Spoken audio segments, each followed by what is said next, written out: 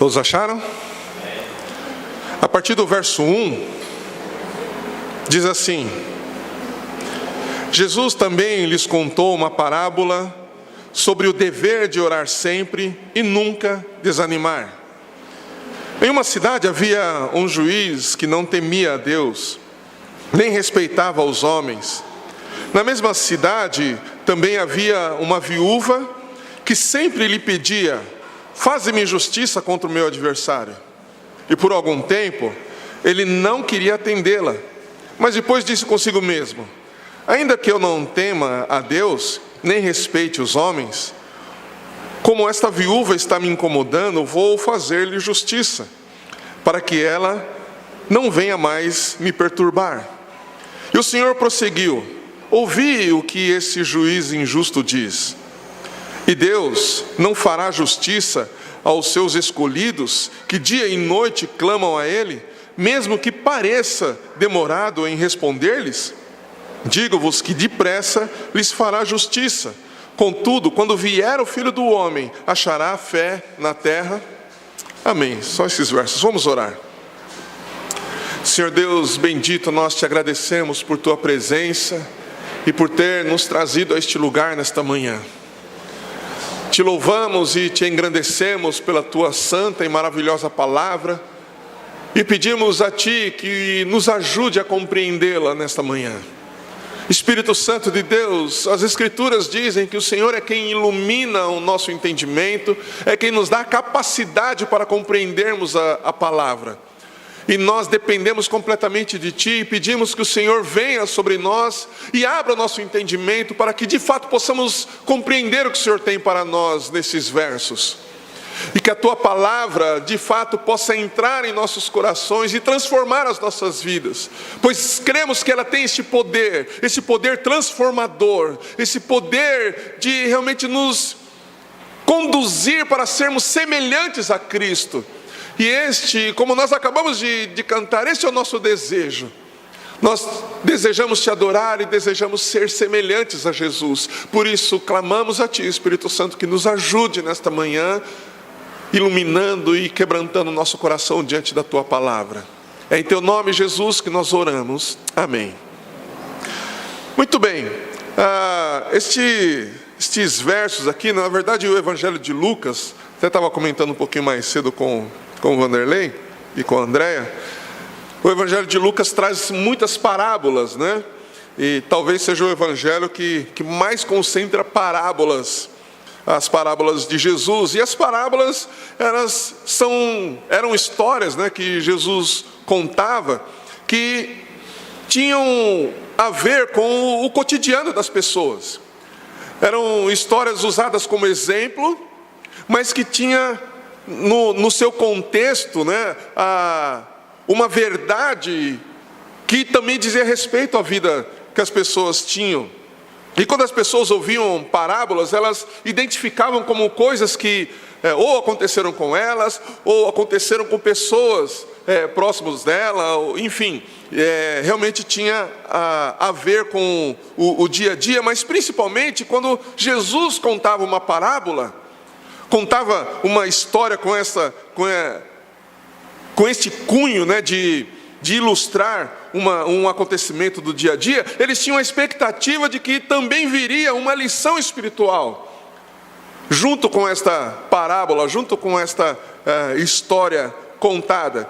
E de fato isto era um padrão de Jesus. Ele contava uma parábola, mas sempre havia uma verdade espiritual a ser ensinada e a ser aprendida. E os ouvintes aqui de Jesus, quando Jesus começou a contar essa parábola, principalmente os seus discípulos, tinham essa expectativa também. E nós vemos aqui no verso 1, Jesus então dizendo o seguinte, que falando a respeito da oração, né, ele fala que a oração deve ser um dever que nós devemos cumprir. Eu já falei aqui em outras ocasiões que a oração, ela faz parte da essência da nossa vida cristã, porque a oração é a nossa comunicação com Deus e a comunicação de Deus conosco também, né? E nós vimos já em outras ocasiões que Ainda que a gente saiba como proferir algumas palavras para Jesus em oração, nós vimos no exemplo dos discípulos que eles também sabiam orar, mas ao verem Jesus orando, eles chegaram à conclusão que a oração deles não era tão eficaz assim. Então eles pediram para que Jesus os ensinasse a orar. Então a gente precisa ter essa consciência também, ainda que a gente saiba nos dirigir a Deus em oração, ainda que a gente ore, nós precisamos ter a consciência que nós não oramos exatamente como deveríamos orar, e precisamos aprender, e precisamos pedir para que o Espírito Santo nos ajude e nos ensine a orar como convém, assim como Jesus ensinou lá no Sermão da Montanha. E aqui nessa parábola, Jesus, além de falar da necessidade, ele coloca a oração como um dever. Não é algo opcional da nossa vida. A oração não é algo que a gente faz se a gente tem vontade ou não. É algo que deve ser intrínseco da nossa vida cristã, da nossa comunhão com o Pai, da nossa comunhão com Deus. Deve ser tão necessário e essencial para a nossa vida a oração, como o respirar, que a gente acabou de cantar. O respirar, se você parar de respirar, você morre fisicamente. Se nós pararmos de orar, nós morremos espiritualmente. Nós temos que ter essa consciência. Então, Jesus nos começa essa parábola dizendo sobre essa questão do dever de orar sempre e não desanimar. E aí, um pouquinho mais para frente, a gente vai ver por que Jesus acrescenta essa questão do desânimo que muitas vezes nos abate, né, na oração. Mas, começando a parábola aqui, no verso 2... o que Jesus nos apresenta?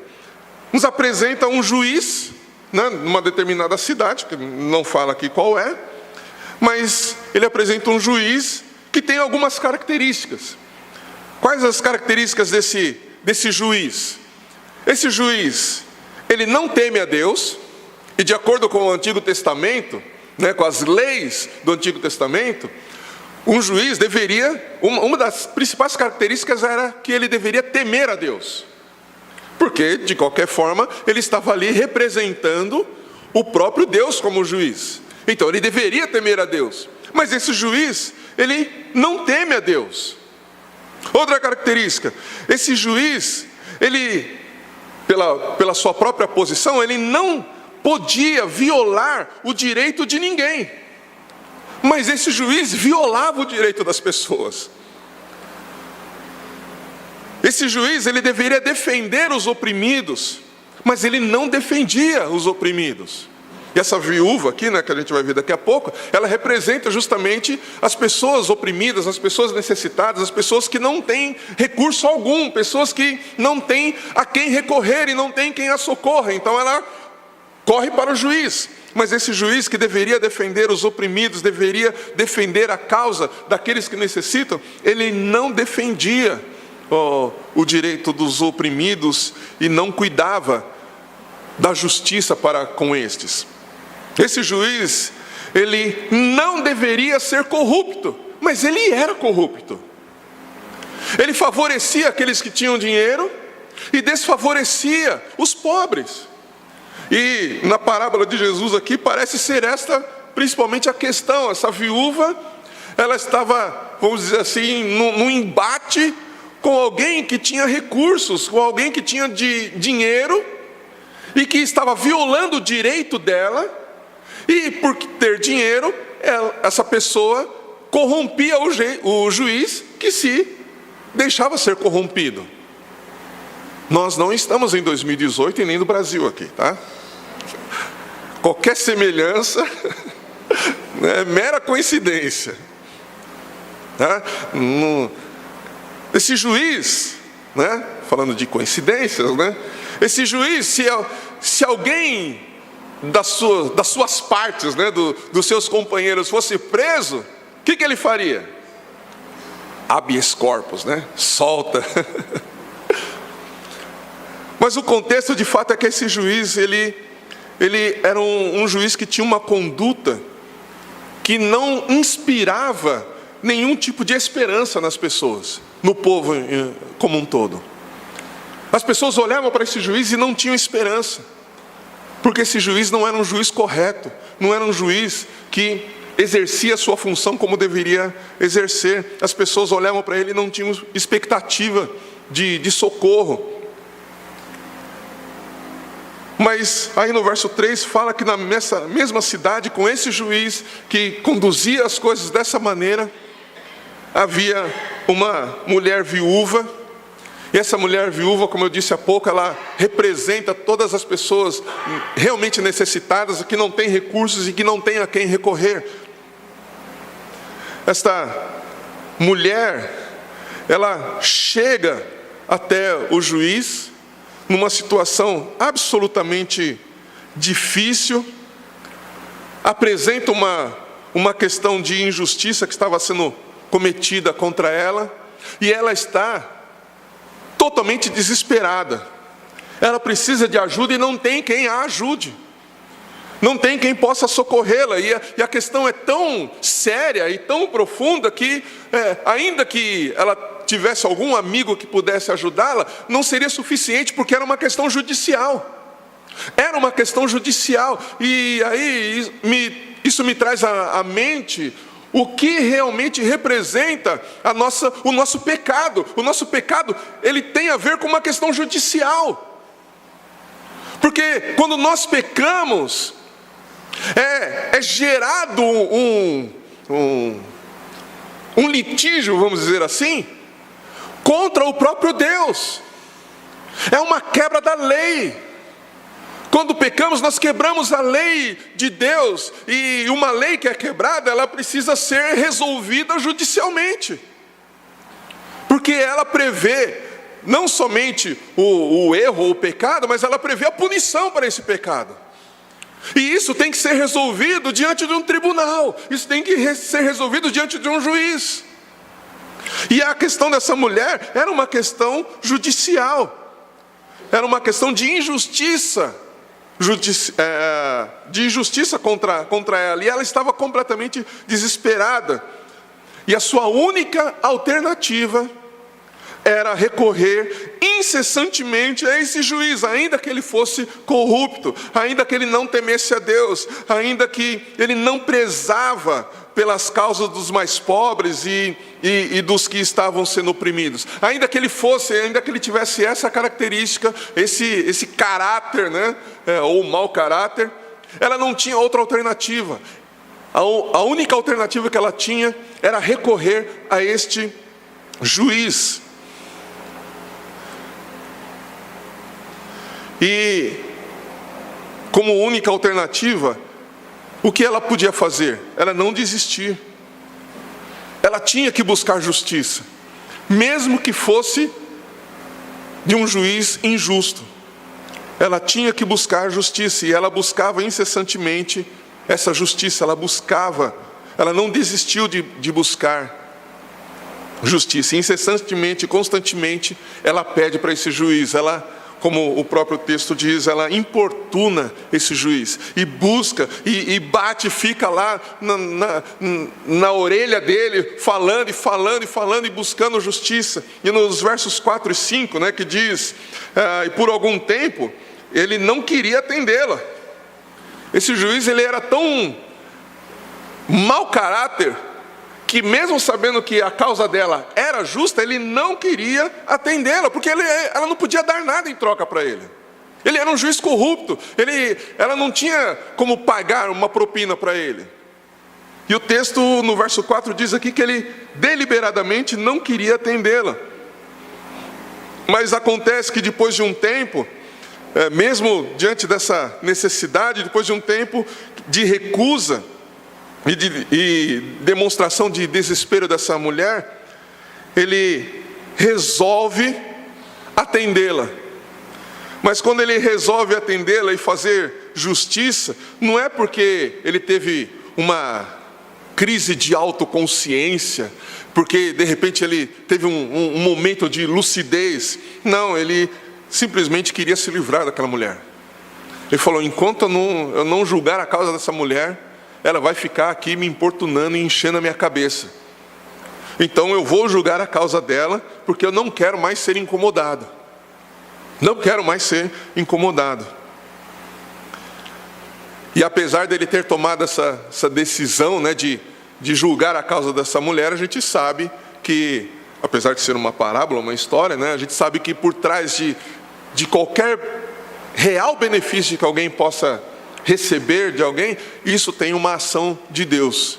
Então, eu entendo que o próprio Deus interviu na causa dessa viúva, que está sendo representada aqui nessa parábola, e o próprio Deus, então, atendeu ao clamor dessa mulher.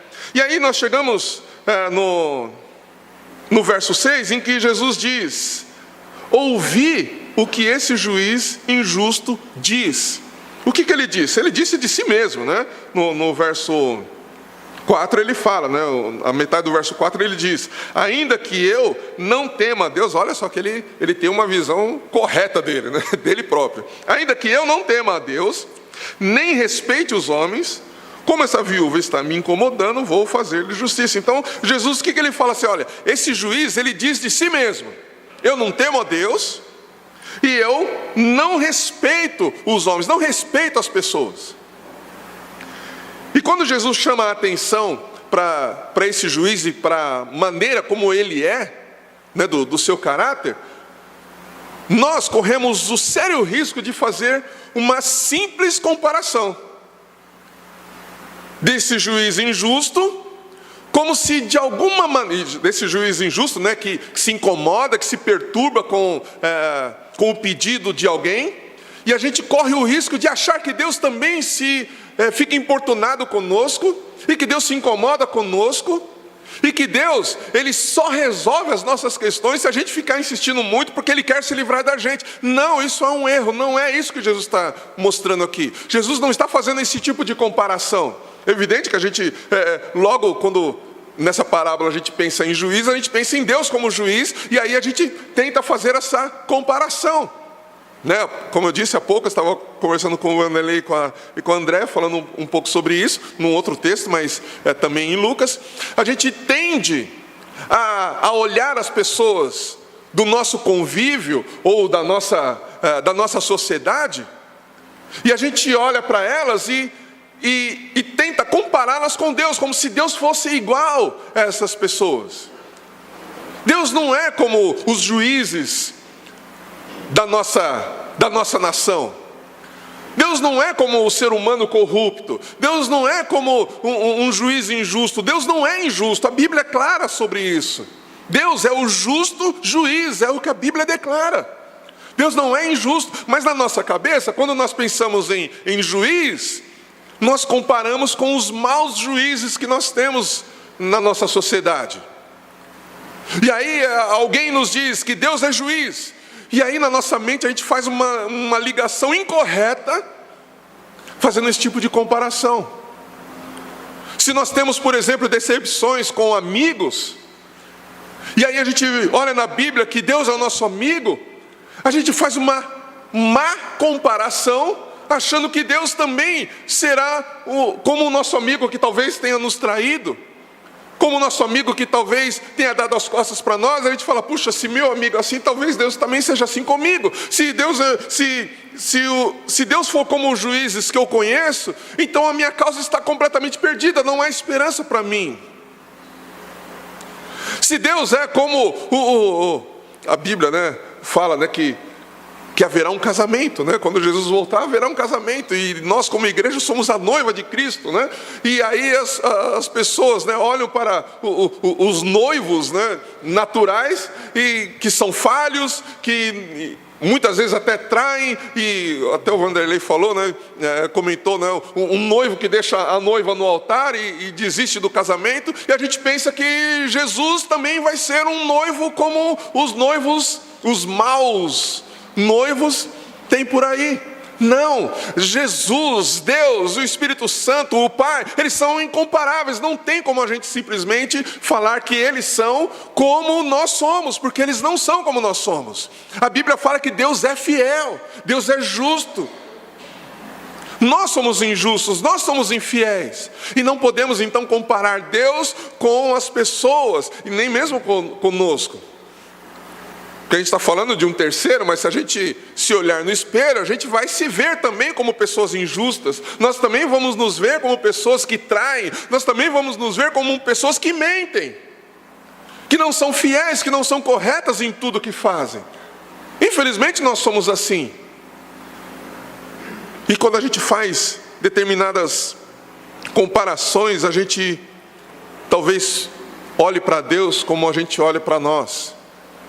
E o que Jesus coloca aqui não é esse tipo de comparação. Quando no verso 7 ele diz: e Deus não fará justiça,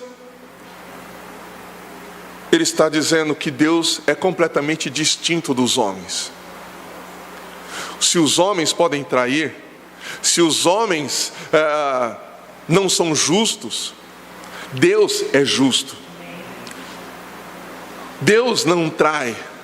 Deus não pode trair a si mesmo. Deus não é infiel. Se os homens não são confiáveis, Deus é confiável. Agora o que Jesus está trazendo aqui para os seus ouvintes, né, é que na verdade Jesus está tentando fazer com que eles pensem de uma forma superior, vamos dizer assim. Sair do menor para ir para o maior. Se o menor, se alguém que é comum, que é humano, ainda que injusto, pode ter atos de justiça, quanto mais Deus, que não é injusto. Então essa é a comparação, na verdade, a distinção que Jesus está fazendo. Jesus faz uma distinção entre, num outro texto, né, Jesus fala o seguinte, ele diz: se vós que sois pais, né, se um filho pedir pão, vocês não vão dar uma cobra, né, pedra, aliás, não vão dar pedra, quanto mais Deus. Então há uma distinção. Se nós que somos falhos ainda podemos fazer coisas que podem ser chamadas de boas, quanto mais Deus. Se uma mãe que é cheia de falhas não deixa o seu filho morrer de fome, quanto mais Deus. E é essa distinção que Jesus está trazendo aqui, e quer que a gente também faça. Que se alguém como nós é falho, nós temos que, e como falhos, nós ainda podemos fazer coisas que sejam boas, que sejam agradáveis, que possam beneficiar outros, quanto mais Deus. A gente não pode olhar para Deus comparando com o que nós somos. Como quem diz: puxa, se eu falho, então Deus também pode falhar. Não! Essa distinção diz: se eu falho, Deus não falha. Se eu sou injusto, Deus não é injusto. Se as pessoas não me ouvem, Deus me ouve. Se eu insisto com alguém e essa pessoa se mostra indisposta, Deus não se demonstra indisposto comigo.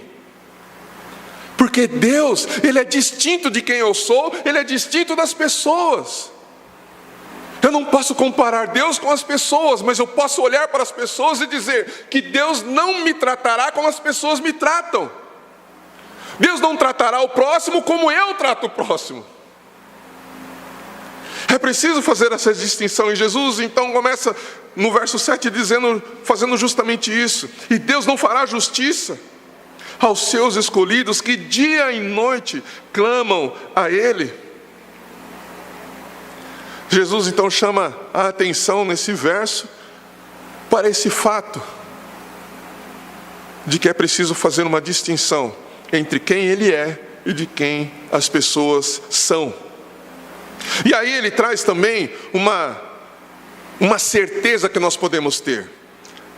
A certeza que Jesus apresenta é que nós podemos confiar plenamente que nossas orações são ouvidas por Deus. Jesus apresenta essa certeza que nós podemos ter. Deus ouve a nossa oração. Não estou dizendo aqui que Ele atende a todas as nossas orações. Eu estou dizendo que Ele ouve as nossas orações. E nós precisamos ter essa certeza, essa convicção. E esta convicção deve nos mover a orar. Deve nos motivar a orar. Porque se Ele sempre ouve as nossas orações, nós não podemos deixar de orar. Porque se um juiz, como eu disse, um juiz corrupto, injusto, ainda pode fazer justiça, quanto mais Deus, que não é injusto. Então eu não preciso ter a dúvida de que se eu apresentar a minha questão para Deus em oração, eu não preciso ter a dúvida de que Ele será justo ou não, porque Ele será justo. Eu não preciso ter a dúvida se Ele vai me ouvir ou não, porque Ele me ouve. E Ele deixou isso claro nas Escrituras. Desde o Antigo Testamento até Apocalipse, nós podemos ter essa certeza de que Deus ouve a nossa oração. E esse é o privilégio que nós temos. E esta é a motivação que nós devemos ter. Mesmo que eu esteja passando por dores, mesmo que eu esteja passando por lutas, mesmo que a minha mente não consiga compreender plenamente, eu posso ter a convicção de que Deus ouve as minhas orações, mesmo em meio à dor, mesmo em meio ao choro, mesmo em meio às perseguições, Ele ouve a minha oração. Eu posso estar, ou nós podemos estar, num lugar absolutamente isolado das pessoas, podemos estar num buraco, enterrados, numa masmorra, sei lá, que seja, em profunda escuridão. Deus ouve a nossa oração. Deus ouve a nossa oração. Esta é a convicção que nós precisamos ter em nossos corações. E é por isso que nós não podemos deixar de orar. Eu já disse em outra ocasião que a oração é essa comunicação com Deus, representa essa comunhão com Deus, é um desenvolvimento da comunhão que devemos ter com Deus. Não é para nós convencermos Deus a fazer o que a gente quer, mas é para verdadeiramente nós ouvirmos Deus e sermos transformados e moldados por Ele. E nós precisamos então perceber esta realidade, de que em oração eu vou falar com Ele e Ele vai falar comigo. Quando eu falar com Ele, eu vou expor quem eu sou. E eu não preciso ter medo de expor quem eu sou, ainda que Ele saiba. Eu não preciso ter medo. Eu não preciso ter medo de colocar as minhas questões diante dEle, porque nas Escrituras dizem: vinde a mim, coloque as suas questões diante de mim, e vamos, entre aspas, debater. Você apresenta as suas questões e depois eu vou apresentar as minhas. Só que quando eu apresento as minhas questões, eu apresento também todas as minhas falhas. Mas quando Ele apresenta as questões dEle, e aí eu sou transformado pelas inquestionáveis respostas que Ele me dá. E isso gera em mim fé, isso gera em mim esperança. Isso gera em mim confiança. Quando eu oro, quando me apresento diante de Deus, eu me achego a Ele com dores, eu me achego a Ele com dúvidas, eu me achego a Ele cheio de incertezas, mas quando eu saio de lá, eu saio cheio de fé e de esperança, ainda que as coisas não tenham sido resolvidas, mas eu saio de lá com a visão de quem Deus é, e com a resposta de que Ele me deu. E aí eu enfrento as questões da vida, do dia a dia, não com a minha perspectiva, mas com a perspectiva dEle. Está dando para entender? Então nós precisamos ter essa verdade viva em nosso coração. Nossas orações não são lançadas diante de um juiz injusto, corrupto e que não se importa conosco. Deus, Ele se importa conosco. Deus, Ele não se incomoda conosco. Deus não se incomoda com seus filhos. Ele não vê as nossas causas como um importúnio. Quando nós apresentamos nossas causas diante dEle, nós não estamos importunando a Ele. E é comum a gente ouvir as pessoas, né? Quer dentro da igreja, ou principalmente fora da igreja, né? As pessoas falando assim: Deus tem tanta coisa para se preocupar, você acha que Ele vai se preocupar com o meu problema? Sim, Deus se importa com o seu problema. Ele tem muita coisa para se preocupar? Tem muitas coisas para se preocupar, mas Ele é Deus. E ainda que Ele tenha muitas coisas para se preocupar, eu sei que eu posso me achegar a Ele, porque Ele se preocupa comigo primeiro. Antes mesmo de eu ter alguma preocupação, algum problema, alguma luta, Ele já se preocupou comigo. As misericórdias do Senhor, como dizem as Escrituras, se renovam a cada dia. Eu já falei sobre isso aqui. Significa que antes do dia amanhã, Jesus também disse, né, que a cada dia tem o seu mal, né? Então cada dia tem o seu problema a ser apresentado, cada dia tem um problema para a gente resolver. Acharam aí? Salmo 84, verso 11, diz assim: porque o Senhor Deus é sol e escudo. O Senhor dará graça e glória, não negará bem algum aos que andam com retidão. Não negará bem algum aos que andam com retidão. Deus tem prazer de abençoar os seus filhos. Deus tem prazer de abençoar a sua igreja. Deus tem prazer de ouvir a oração dos seus filhos. Mas na continuidade aqui, lá de Lucas, né? Você pode voltar para Lucas 18. O que nós vemos aqui Jesus apresentando é algo muito interessante. Ainda no verso 7 ele fala, né? Deus não fará injustiça aos seus escolhidos que dia e noite clamam a Ele. Veja, dia e noite nós clamamos ao Senhor. Dia e noite nós estamos diante dEle falando: Senhor, esta é a minha causa. Senhor, eu preciso de milagre. Senhor, eu preciso de uma cura. Senhor, eu preciso que o Senhor venha ao meu encontro. E aí na continuidade ele diz: mesmo que pareça demorado em responder-lhes. Olha que interessante. Mesmo que pareça demorado em responder-lhes. Essa questão do tempo e da demora tem a ver conosco, não tem a ver com Deus. Nós é que temos essa visão de que Deus está demorando. Nós temos um senso de urgência quando nós temos um problema. Nós temos esse senso de urgência, então a gente acha que quando nós orarmos, se Deus não responder naquela hora, nós estamos perdidos. E se Deus não responde naquela hora, a gente tende a pensar que Deus está demorando. A gente tende a achar que Deus não está nos ouvindo.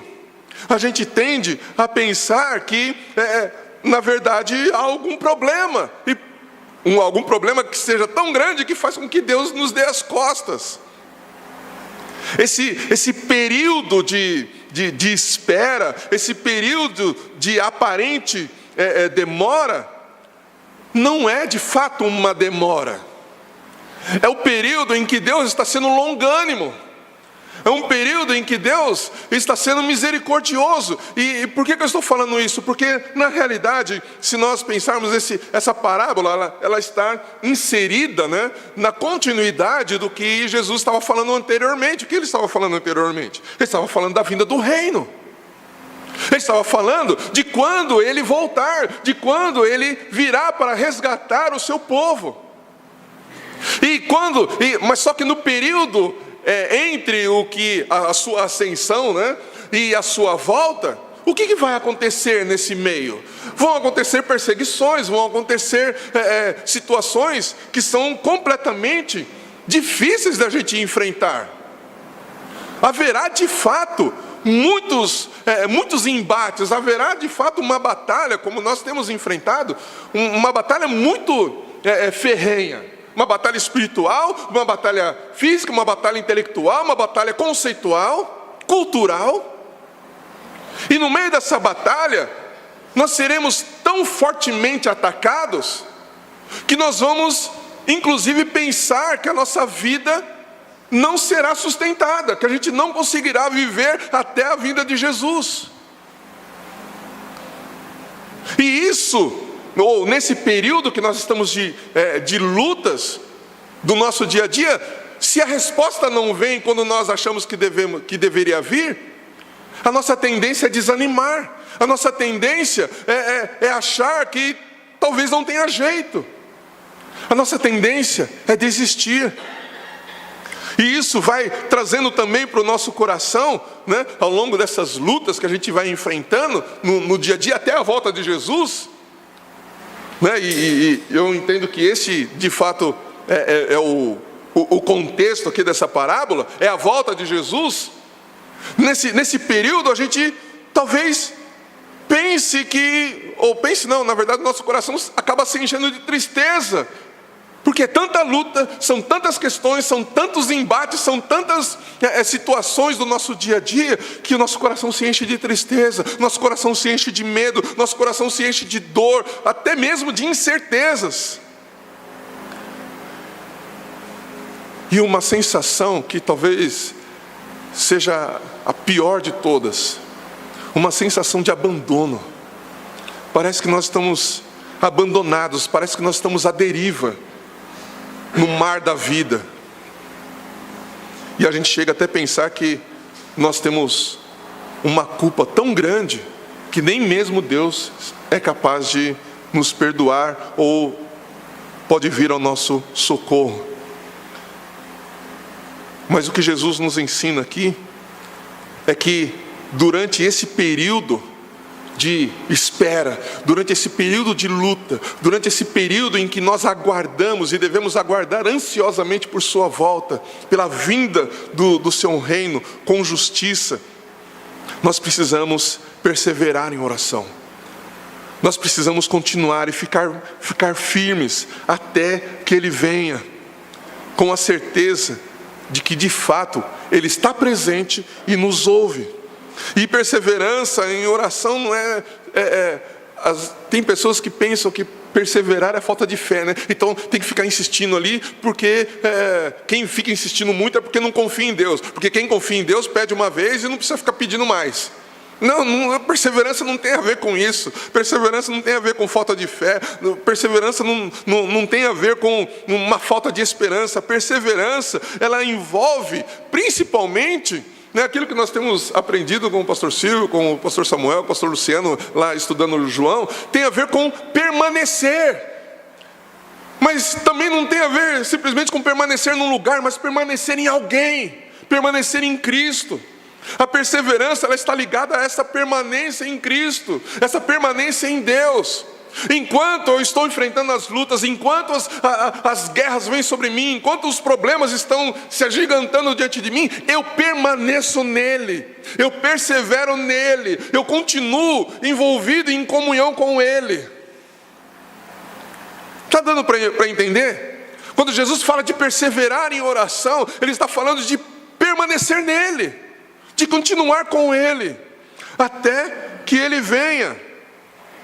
A perseverança, ela diz respeito a uma constância, uma persistência, a uma contínua e paciente espera por Deus.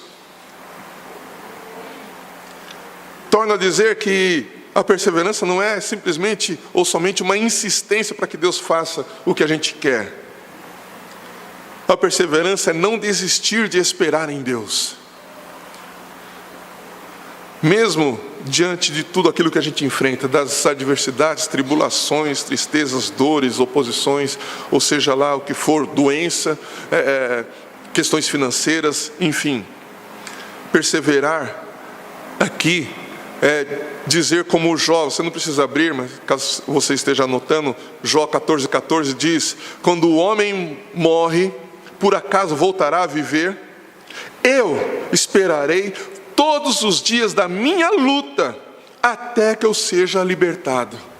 Perseverar é poder dizer como Jó disse aqui: eu esperarei todos os dias da minha luta, até que eu seja libertado. E ele tinha essa consciência de que Deus é quem era o seu libertador. Perseverar é dizer como o já velho salmista, no Salmo 71, verso 14, diz: mas eu esperarei continuamente e te louvarei cada vez mais. Perseverar é como diz também, como disse Miqueias, no capítulo 7, verso 7, eu porém, confiarei no Senhor, esperarei no Deus da minha salvação, o meu Deus me ouvirá. Isso é perseverar. Perseverar em oração, orar e suplicar dia e noite, como nós vimos aqui no verso 7, pode talvez nos dar essa sensação de que Deus está demorando, mas isso é falso e enganoso. Por quê? No verso 8, ele começa dizendo o seguinte: digo-vos que depressa lhes fará justiça. Deus depressa nos fará justiça. Por um lado nós estamos achando que Deus está demorando, por um lado parece que a resposta não vem nunca e talvez não virá. Por um lado, nós temos um senso de urgência que nós achamos que Deus tem que responder naquela hora. E porque Deus não respondeu naquela hora, ou não respondeu naquela semana, ou não respondeu naquele ano, ou não respondeu naquela década, nós achamos que Deus está demorando. Mas a verdade é que esse senso de urgência quem tem é Deus e não nós. Ele é quem depressa vem ao nosso socorro. A Bíblia fala de nós encontrarmos em Deus resposta no tempo oportuno. Por isso que eu digo que esse senso de demora, ele é falso e enganoso, porque é um senso que nós temos. Porque Deus sem demora, como diz o verso 8 aqui, depressa, Deus vem e faz justiça. E esse é o nosso consolo. Deus, é Ele quem se apressa em nos socorrer. É Ele que tem urgência. A nossa perseverança em oração, como eu disse há pouco, ela nos faz permanecer nele até que Ele venha. E quando nós permanecemos nele, nós percebemos que de fato Ele não está demorando. E que muito menos Ele está impedido de agir. A Bíblia fala que Deus não está impedido de agir. Agindo Deus, quem impedirá? Deus não está impedido de agir por nenhuma questão. E quando então eu permaneço em oração, quando eu persevero em oração, eu em comunhão com Ele, eu vejo que Ele não está demorando. Porque o meu coração se enche da esperança que vem dEle, que é Ele mesmo. E eu então percebo que Ele no tempo oportuno virá e Ele vai me socorrer. O que a nossa perseverança faz em oração? Nossa perseverança em pedir, buscar e bater, né? Como eu citei lá Lucas 11, né? Nos faz olhar para Deus e ver Deus como o nosso Pai provedor. Nos faz olhar para Deus e ver Deus como na verdade, a nossa perseverança nos faz permanecer nele. A nossa perseverança em oração tira de nós a incredulidade. A nossa perseverança em oração elimina as nossas dúvidas. A nossa perseverança em oração fortalece a nossa fé. A nossa perseverança em oração renova a nossa esperança e nos faz, ou melhor, nos preserva até o dia da volta de Jesus. A nossa perseverança em oração faz com que nós olhemos para Ele e tenhamos confiança de que de fato Ele virá. Como diz Hebreus 4,16, diz assim: portanto, aproximemo-nos com confiança do trono da graça, para que recebamos misericórdia e encontremos graça, a fim de sermos socorridos no tempo oportuno. Olha que maravilha é esse texto. Aproximemo-nos com confiança. Quando nos aproximamos de Deus em oração, Ele mesmo gera essa confiança em nós. E quando eu persevero em oração, eu estou permanecendo nele para que essa confiança não seja arrancada de mim, para que a esperança não seja arrancada de mim. E aí eu posso dizer, ainda que eu morra, nele esperarei. Porque a minha confiança, entenda o que eu vou dizer, a minha confiança não está simplesmente na resolução do meu problema, a minha confiança está naquele que é todo poderoso, em Deus. E quando então eu persevero em oração, eu me distancio de tudo aquilo que é natural, daquilo que é comum, daquilo que é desta terra, e eu me apego a quem Ele é, não para convencê-lo a fazer o que Ele quer, o que eu quero, mas para que eu seja convencido de que Ele fará aquilo que Ele quer, para que eu seja transformado. Eu já estou terminando. A oração perseverante, ela é sobretudo a oração que mantém viva a nossa esperança, como eu disse, na volta de Jesus. Eu recomendo que você leia o capítulo 17, você vai ver isso, principalmente a partir do verso 20 do capítulo 17, que ele fala da sua volta, né? E o contexto dessa parábola está inserido nisso, na volta de Jesus. Então, quando nós perseveramos em oração, a nossa esperança na volta de Jesus, ela é revigorada dia a dia. E quando você sabe que o Salvador da sua alma, Ele virá, e aí você Aí sim você faz uma comparação das lutas que você está vivendo, você vai dizer: olha, eu sei que esta leve e momentânea tribulação, ela vai ter um fim. Eu posso estar passando por um período de noite da minha vida, mas eu sei que o dia vai amanhecer, e quando o dia amanhecer, o sol da justiça vai raiar sobre mim. E eu então serei conduzido para Ele, para o lugar que Ele prometeu que ia à minha frente preparar lugar. Eu sei que eu estarei lá com Ele. E aí Jesus termina no verso 8 aqui de Lucas, mas antes do verso 8, eu anotei aqui Tiago 5, que fala ainda também dessa perseverança. Tiago capítulo 5, verso 7 e 8, eu vou ler. Diz assim: portanto, irmãos, sede pacientes até a vinda do Senhor. O lavrador espera o precioso fruto da terra, aguardando-o com paciência, até que receba as primeiras e as últimas chuvas. Sede vós também pacientes, fortalecei o coração, porque a vinda do Senhor está próxima. Olha, Tiago está falando aqui dessa esperança futura, da volta de Jesus. E por causa dessa esperança, nós precisamos ser pacientes. E essa paciência, ela vem quando nós permanecemos em Cristo.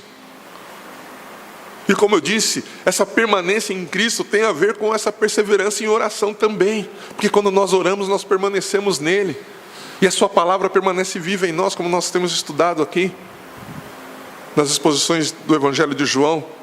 E aí sim, então, no final do verso 8 aqui de Lucas 18, o que Jesus diz? Logo no final: contudo, quando vier o Filho do Homem, achará fé na terra? Olha a pergunta que Jesus faz. Diante de tudo isso que nós estamos falando aqui, o que Jesus quer dizer com essa pergunta? Na realidade é uma pergunta retórica, porque ele sabe qual é a resposta. Jesus sabe qual é a resposta. Ele sabe que quando o Filho do Homem vier, quando ele vier, ele vai encontrar fé na terra. Por que ele sabe disso? Porque é ele mesmo quem preserva a fé dos seus filhos. É ele mesmo quem preserva a fé da sua igreja. É ele mesmo quem preserva aqueles que hão de ser salvos. É ele quem faz isso. Então ele sabe que vai encontrar. Porque se ele soubesse que não iria encontrar, por que ele voltaria? Não faz sentido.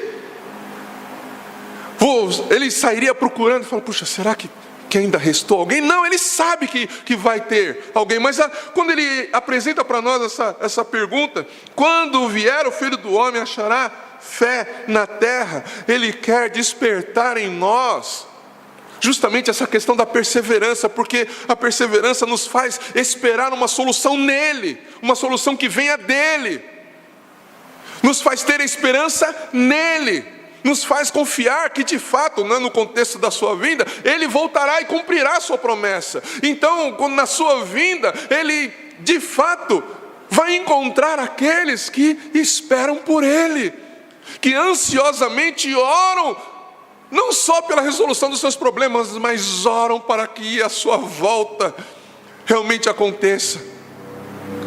Ele vai encontrar-se com aqueles que estão orando, como diz lá em Apocalipse: Maranata, ora vem, Senhor Jesus.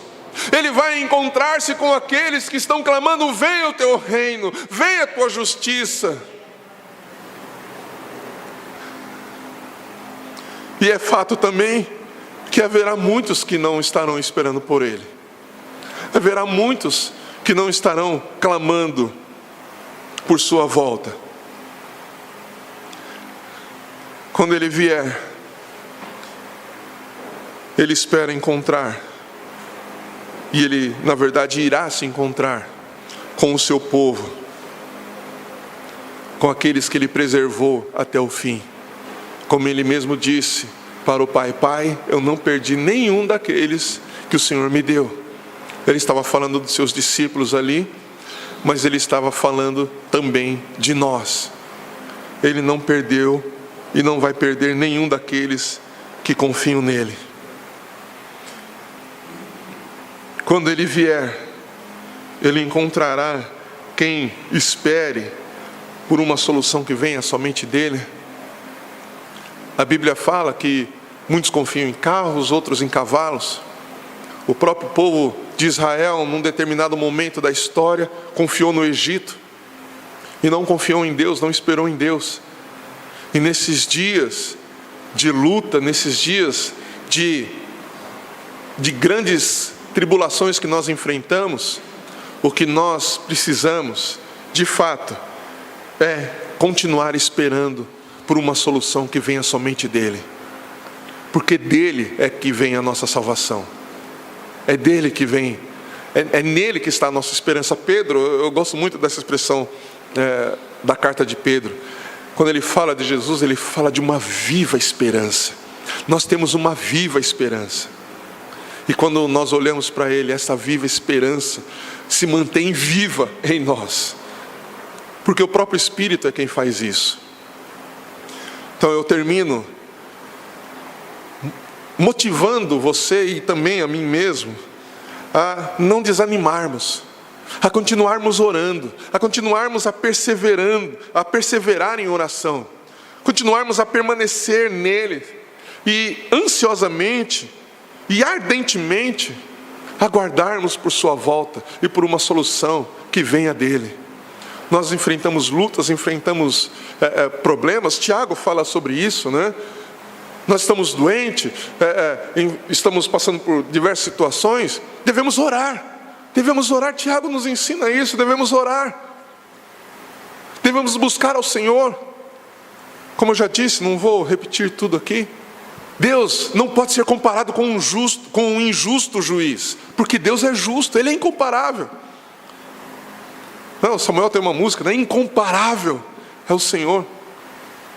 Então, quando você olhar para Deus e se dirigir a Ele em oração, não assemelhe a Deus com as pessoas com quem você convive, nem mesmo com você mesmo. Porque Ele é justo, Ele é bom, Ele é fiel e Ele te ouve. Ele te ouve. E quando você achar que Ele está demorando, continue orando. Continue orando, porque conforme você continua orando, o seu coração vai se encher de esperança e você vai de fato perceber a realidade. E a realidade é que Ele não está demorando, mas que no tempo oportuno Ele virá. Amém?